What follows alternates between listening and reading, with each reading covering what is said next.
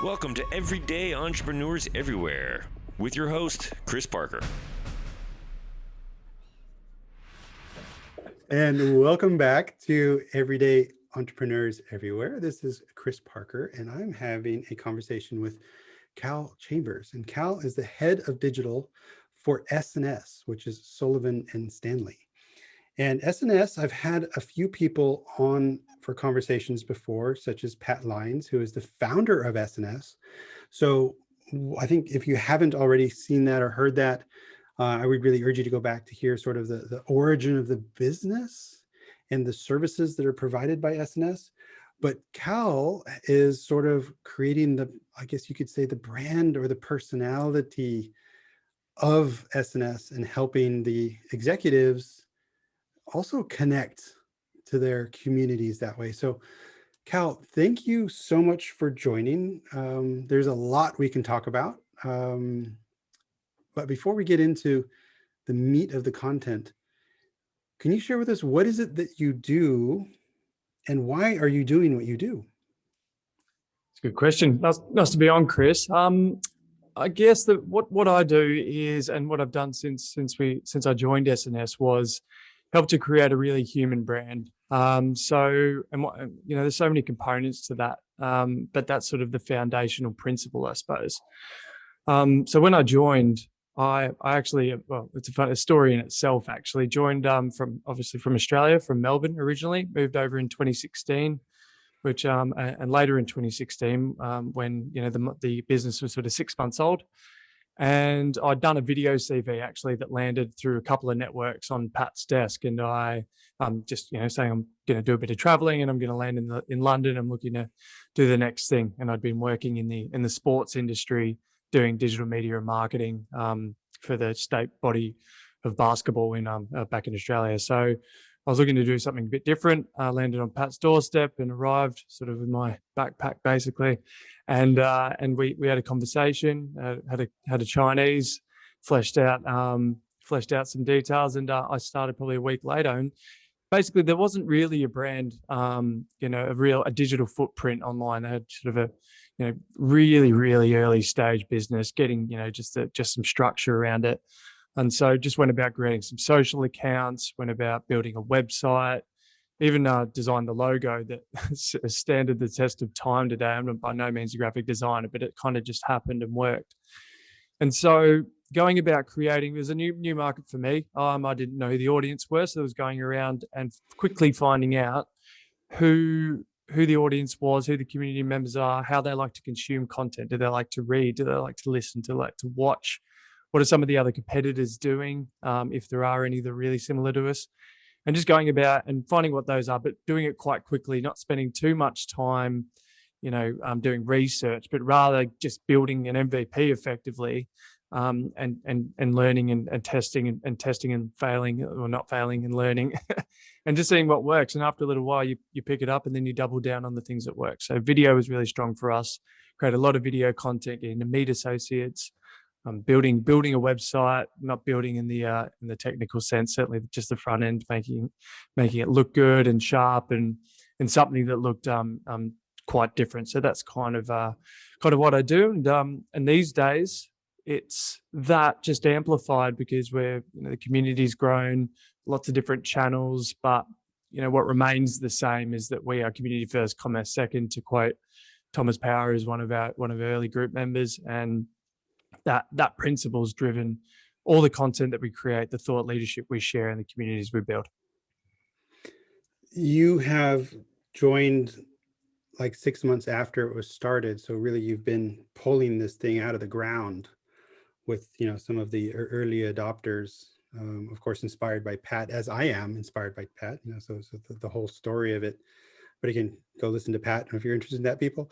Why, let's loop back to you, and why digital branding and marketing? So where did you get into that before you were doing it for the Basketball Association? So what's the drive behind the drive here?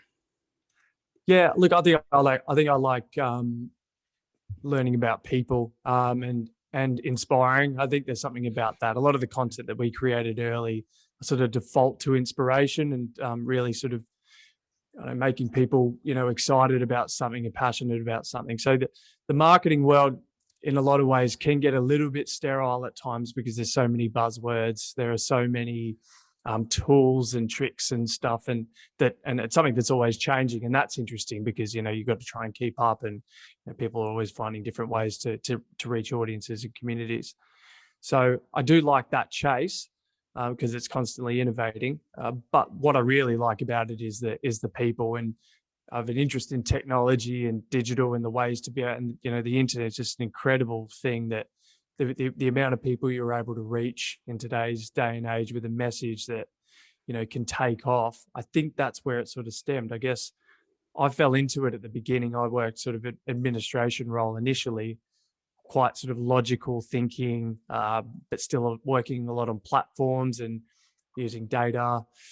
But I, always had an interest in writing and writing about sports. And obviously I was in a sports role, which is a bit of a dream gig when you're about 22. I was actually halfway through a degree at university doing a double degree in sports management marketing.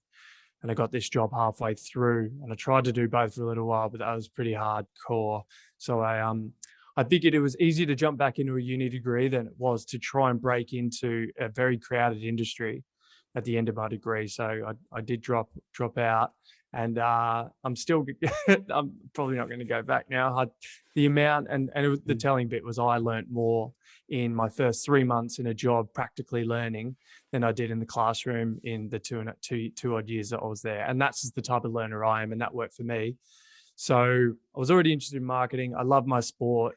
I taught myself how to video edit, podcast edit, graphic design, alignment, did some little courses. I've had some great teachers along the way that have accelerated it. But yeah, it's just a combination of really getting to know people, getting to understand what they respond to, and that coupled with the whole digital world that continues to evolve and grow is just a match made in heaven for me, basically. Love it. And you've been able to, I think, really put your personal impression on the SNS brand as well. I didn't know you made the logo. That's news to me because it's such a fresh, clean look. I'm curious.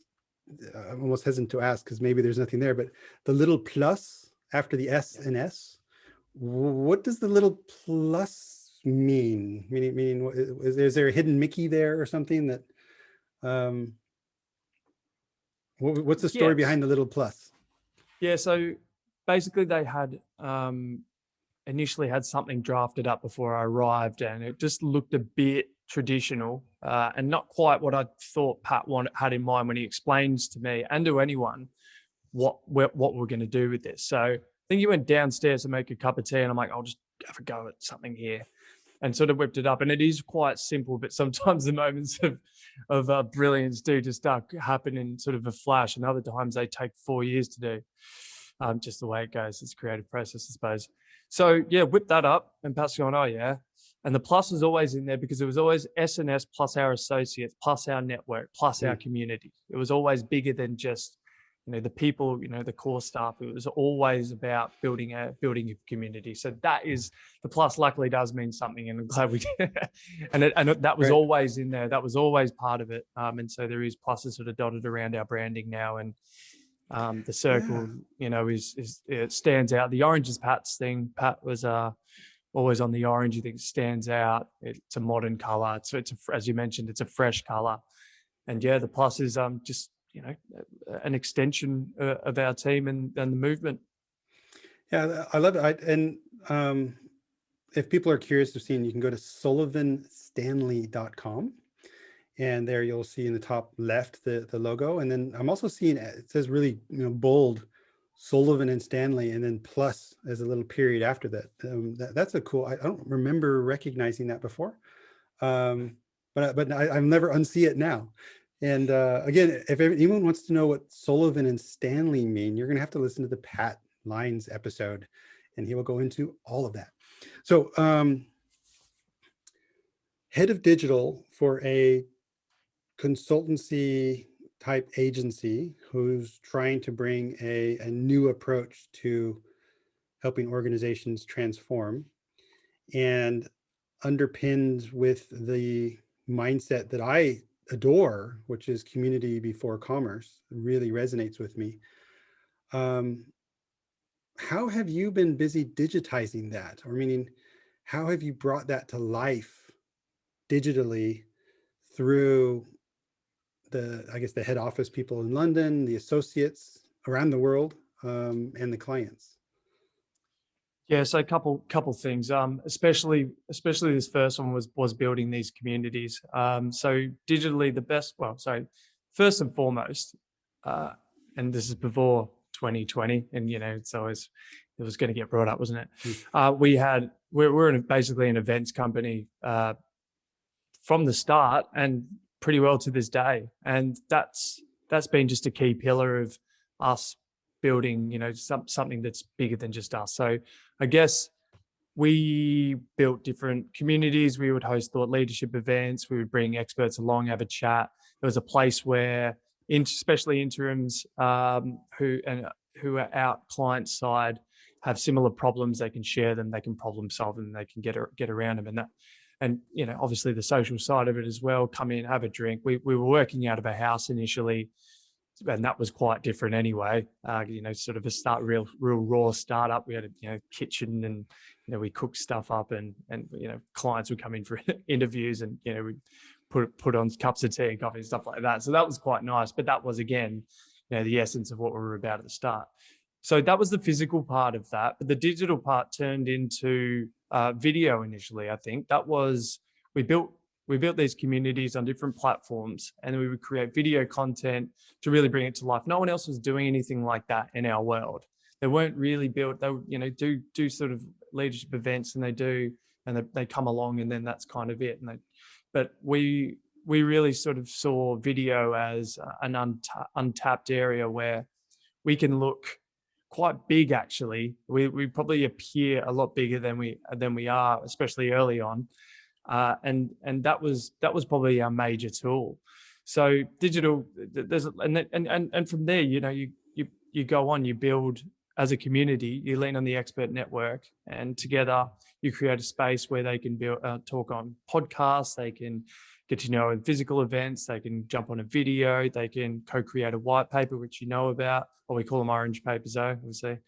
And yeah, it's just this, the physical space lends it to the digital. Like the platforms are where it's housed, but the stuff that goes on within the four walls, and now on Zoom calls at times, that's where it all comes from. Cool. And that is exactly also what sort of enticed me or seduced me. Introduced by someone, attended a few of the events. Such a high caliber of peer. There's always someone presenting something really interesting. It was a low sales pressure.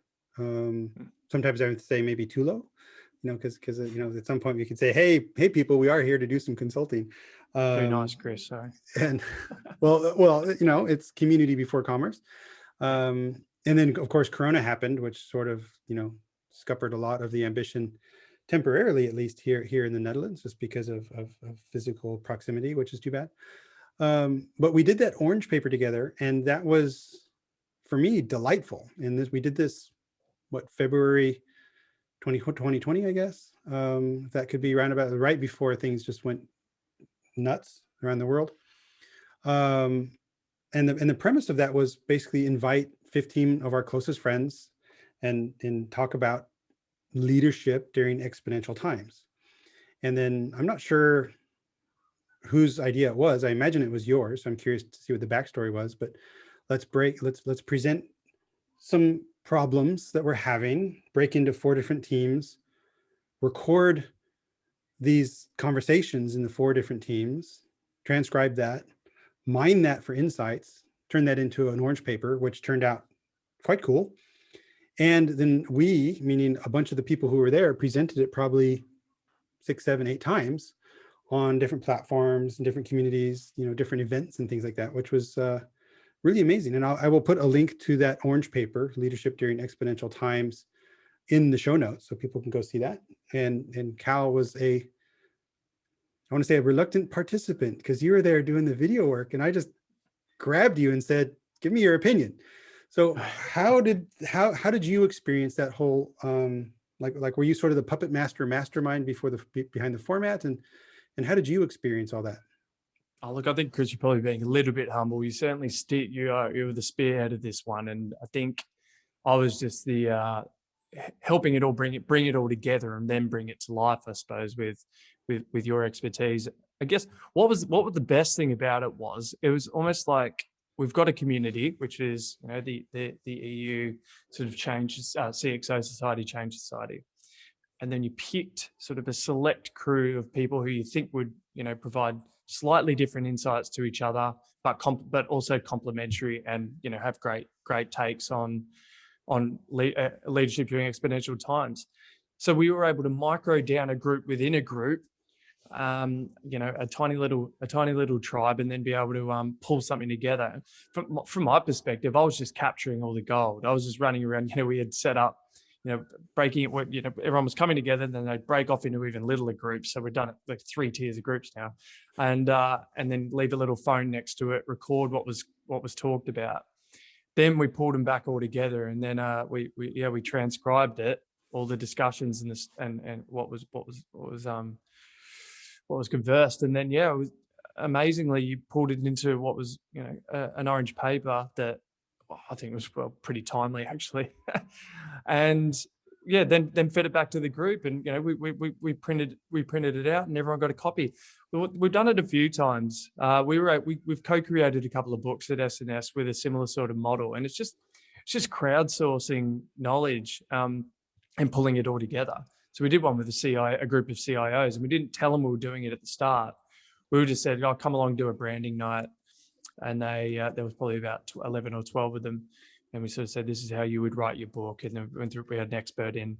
Then at the end, they were like, well, we're wondering maybe we could all share some insights on what it's like to be a CIO, you know, in the next decade. And everyone said, oh, I could write a chapter. And all of a sudden, times 11, you've got 11 chapters, which is a book. And we spun that out in 3 months, writing a book from experts in the field.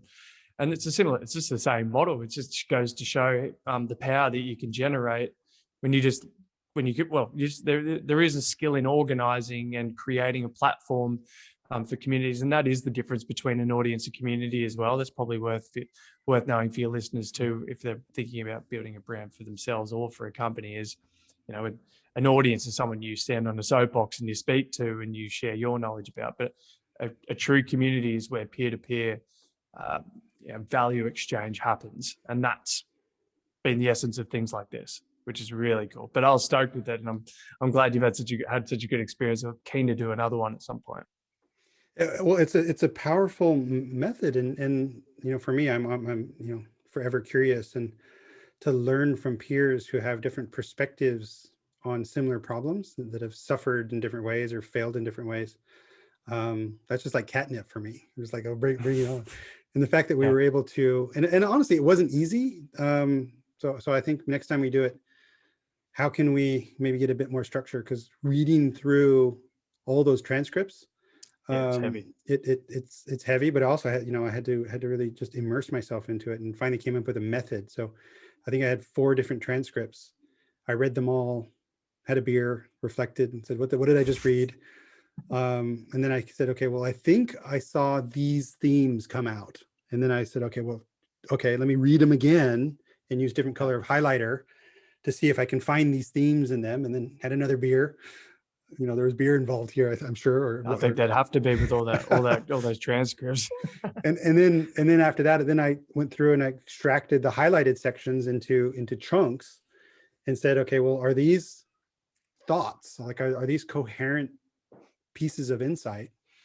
And then we banged that together, and then we started pushing it out to the rest of the micro crowd to say, does this make sense? You know, because this was really a rough, just sort of, you know, very granular chunking of these sound bites, and then we got some more feedback and some more anecdotes, and people enriched it a little bit more, and made a story out of it. It was super cool. I would love to do it again. I wish there was problems in the world that we could focus on, but so far the world is pretty problem free these days. I can't see any. Kidding about that. It's a dream at the moment. It's a dream. Well, I think there's so many problems that I can't even see them anymore. But the book that you were talking about was, I think, the CIO 2.0 book. Yeah. And I will put a link to that also in the show notes so you can see the power of the crowd in that.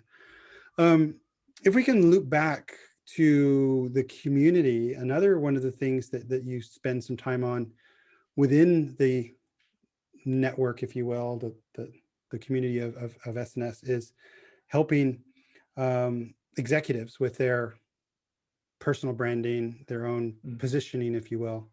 And something that really triggered me was the method. You called it the 3C method. So I'm curious if this is yours or but content, community. And this was a cool one: content, community, and courage.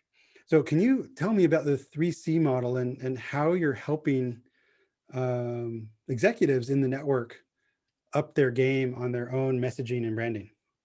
Yeah, for sure. I think it sort of started because I was new to this. When you go from interviewing young athletes, basketball players and coaches and stuff to senior executives, you go in with a certain idea of how they're going to show up, and for the most part they do. They're senior people, they're trusted by lots of people in organizations, and they make big decisions, and they're pretty smart usually. And I guess what I was surprised was how that confidence dissipated when I turned on a camera, and when the lens went on. So, and separate to that, I suppose, Pat brought me in quite early for a couple of reasons. He said that we're a media company as much as we are anything else, which I was like, cool, that's cool, I like that.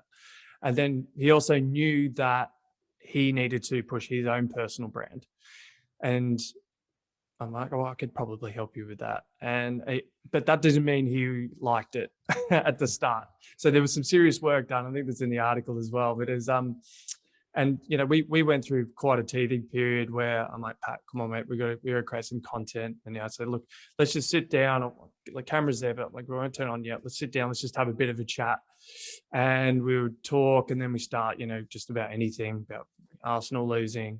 You'll see that if you watch us, or whatever else. And then, we start talking about work, and I start probing there. And he's like, all right, okay, I think I'm ready now. I'm like, well, actually, I did hit record. I just didn't tell you. Thanks for all that.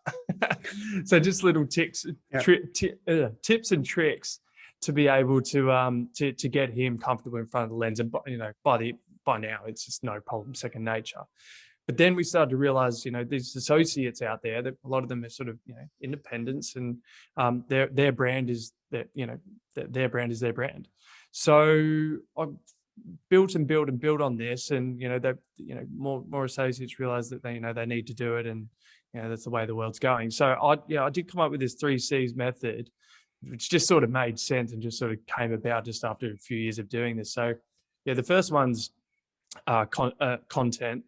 And so content being, what would you be most comfortable with sharing in its first instance? What type of content, and where? And look, I'm probably mainly talking about LinkedIn. I think if we're talking about work branding, then LinkedIn's really matured as a platform in the last few years to be able to share stuff. And it's not perfect, no social platform is, but it's a good place to really start to share some of your knowledge. So do you want to write stuff? Do you want to do a video of yourself, which would be bold? Do you want to start a podcast like you are, Chris?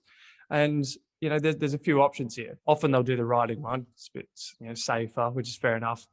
But once you get your content, how often? Well, that's up to you. Do you have how much good content do you have? It's not about quantity. It's about quality. If you have 10 posts for the week that you think would be class, then great. If you only have one, then that's all right as well. Just do one. It's a bit, you're only as good as your content. It's not really about the quantity as much. What a great problem to have if you've got too much, but I don't know many people who have that one. Then the second one's community. So that's a lot of what I've been speaking about with SNS, building that community with, your audience. Well, sorry, that's the difference between a community and audience probably, is the fact that, you can share with other people. You have to respond. Social media is about conversing and debating. It's not about posting and then walking away from the computer and then waiting to post again. It's a lot more, there's just so much more to it than that. And so you have to be able to converse with those people on your LinkedIn community, for example. And then, the last one, which is certainly my favorite one, is that courage piece. And that is just the first and last hurdle, I think. If you can it's a cultural thing as well, a little bit to a degree, and I've noticed, and a generational one too. So I know people younger than me that are on TikTok now, and that's one of the first things that have just passed me by, there's no way I'm going to use that. And they are just prolific posters, and they don't care about sharing out wide or where it goes. They don't care. And then, obviously on the other end of the spectrum, it's not second nature. They're not digitally native. And so this doesn't just happen. It needs a bit of work. So you have to kind of get over all the fears that, are pretty stock standard. And I've heard them all now from, I don't have any original thoughts. It's out there forever. Is it relevant? I don't want to niche myself down too much and not be an expert here.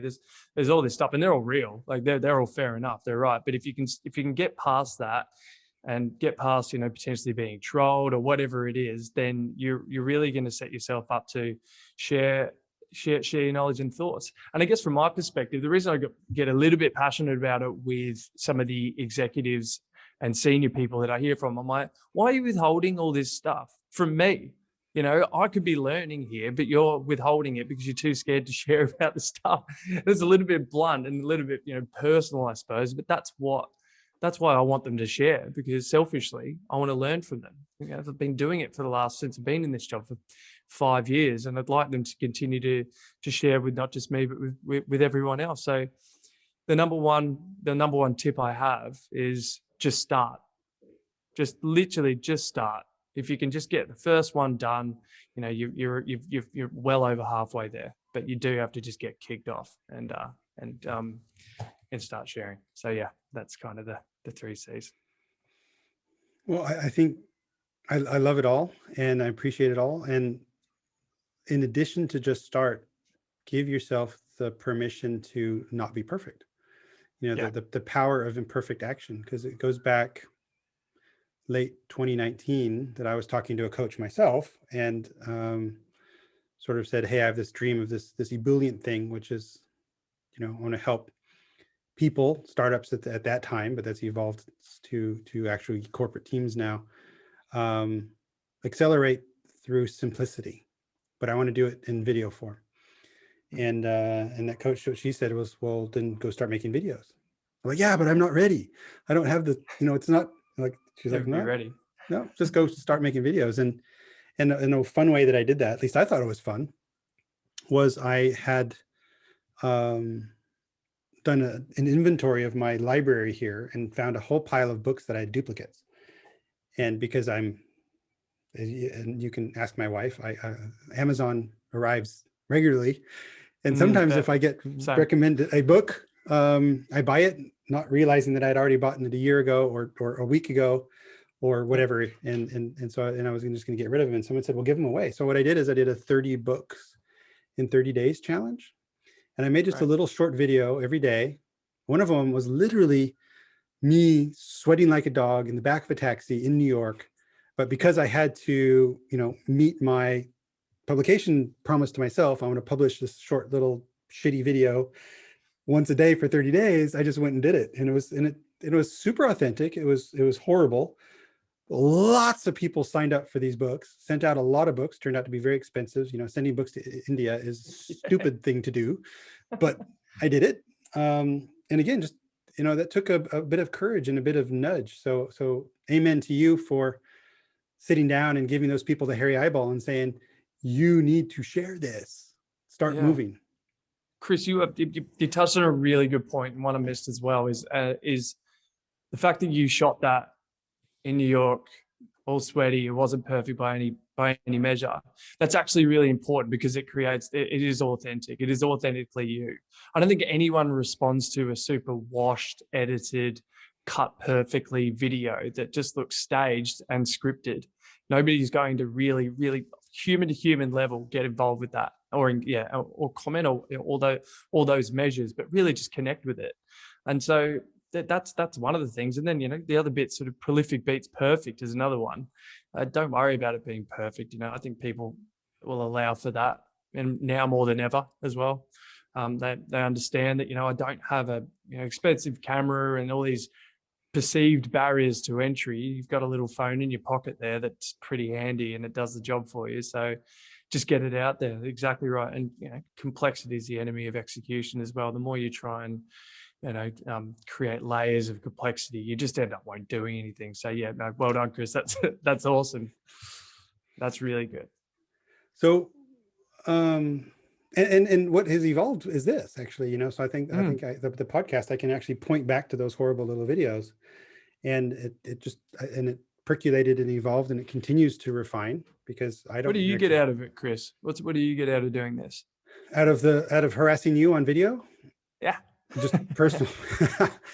I get a number of things. And when I describe why I do these podcasts, I start with my own selfish needs. And that maybe that's something that's, in my life stage, I'm trying to figure out how to take care of me a bit, because I've been taking care of others for so much. So learning and discovering from people like you is, like I said, it's like catnip. And so for me, particularly during Corona, I can reach out, you're in London, I'm just outside of Amsterdam, and we're having a cool conversation. And that for me is a gift, just to learn and banter and share. Also in my nature is to promote and celebrate the skills and abilities of others. And so it wasn't probably front and center objective when I started the podcast, but I frequently connect people with the podcast. So if someone says, oh, I'm interested in this type of thing, I say, well, I actually have, like you mentioned the word digital native. Last Friday, I had a conversation with Mark Prensky, the scholar who made up that word in 2001. Like, cool. Why was I talking to Mark Prensky? That is so friggin' cool. And it went on so long, we were going to cut it into 2 episodes, because we just kept going and going and going and going and going. It was and that was a bit of a playful experiment. I mean, I was invited to talk to him, and I said, well, I'd like to record it because I could use it as well. I'm like, all right. And then the third, which I haven't quite flipped the switch on or executed, is actually some sort of commercial benefit. So what I haven't, we're by this time over 100 episodes, and I'm not really driving to content yet, but coming soon to a document near you. Here is this an exclusive? This is an exclusive. This is the Simplicity Toolkit, which is going to be published as an ebook to help people simplify their thinking to accelerate their business. And after literally years of using that method with startups and executives and product teams and stuff, I said, well, let me write it down a little bit. So in the future episodes, and not too long, then the closing of this thing will be, and you can download the Simplicity Kit at brilliant.com to simplify your thinking to accelerate your business. But it'll be a better voice than mine. But I mean, that is really the third distant thing. And for me, that really just resonates. It's true to self. What I didn't do, which is listen to the experts, because when I was researching podcasting, they said be very niche, very focused, have an addressable market, answer the question, which is all very true and completely not me. And so if I would have tried to do that, it would have been not fun for me and probably not fun for people to listen to. So I said, well, screw that. I'm going to do this my way. And if people love it, great. And if they don't love it, well, we still had a cool conversation. So I don't know, that's a very long answer to that really interesting question. But they're in the right order, though, I think. Where the commercial aspect is the third and last reason. It's almost a byproduct. But you doing this is getting all these other benefits for yourself personally. And it's kind of like people who write, they talk about journal writing in the morning. They do it because it's cathartic. And in some ways, this probably is as well for people being able to create stuff. I think we all want to create things. We innately do. Everyone's innately creative. And you just need a space to do it. So it's good. Everyone wins. Everyone wins, and again, it's just fun. And in a Yeah. silly sort of way, again, couldn't have anticipated this when I started. And this goes back to your just start advice, which I think is profound. Um, Although I'm not monetizing the ebullient simplicity stuff, somehow I'm staying more and more top of mind with my just general network. And so as I shared, I think before we press record, I've got 2 leads coming in that I'm already thinking about not fulfilling myself on a mentor or advisory role. And these, for example, could be leads for SNS for or to Sure. come in with.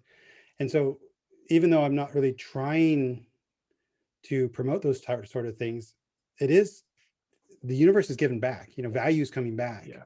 And Yeah. I'm just rolling with that and saying, well, okay, let's just keep going because it feels like the right thing to keep doing. So Cal, thank you so much. I love the challenges and the questions coming back. I'm curious for you, when we're in life after Corona and we're able to breathe life back into the CXO society, this network of executives that's still there and active, but we're just not meeting in person here in the Netherlands.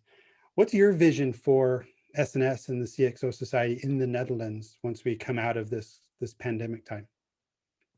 Yeah, look, I just can't wait to get back on the ground, I think. Let's face it, I think everyone's zoomed out. There's a lot of fatigue there, and you can create you can create events and a vibe, but it does just feel, it is not the same. I don't think we're built for that sort of interaction. We're just not. It's not. It's far removed from a face-to-face conversation and shaking hands and looking someone in the whites of the eyes, which I think is a big difference. So I look, once we get our feet back on the ground and building the same thing, that we have in the UK, and being able to, niche into different areas across leadership, strategy, customer value, all these, the people, the culture, all the things that businesses are try and get right, but it's ultimately very difficult at times, and being able to share those things with a network back in the Netherlands will just be great. And what we were initially building, we'll start that momentum. You can feel it. We call it internally, we call it sizzle.